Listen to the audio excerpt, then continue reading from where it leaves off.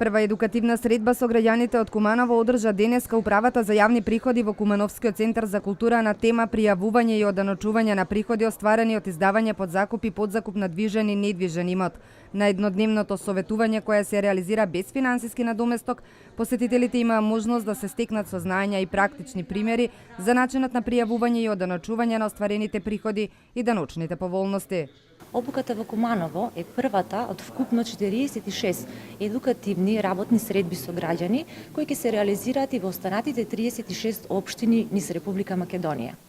Посетителите ќе се стекнат сознаење преку практични примери за начинот на пријавување и оданочување на остварените приходи и даночните поволности. Обуките се спроведуваат во рамките на планот за управување со усогласеност на управата за јавни приходи со кој се таргетира издавањето под закуп на движен и недвижен имот.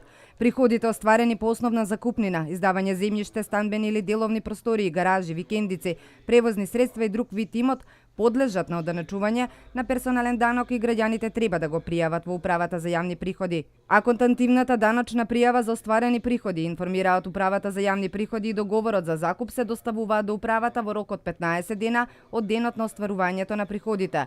Образецот може да се преземе од официјалната страна на управата, која пополнета се доставува до подрачните единици. На обврзникот, додаваат од управата за јавни приходи, му се признаваат и даночни олеснувања. 25% од висината на приходот и 30% од висината на приходот при издавање под закуп на опремени станбени деловни простории или стварни трошоци кои треба да бидат документирано докажани.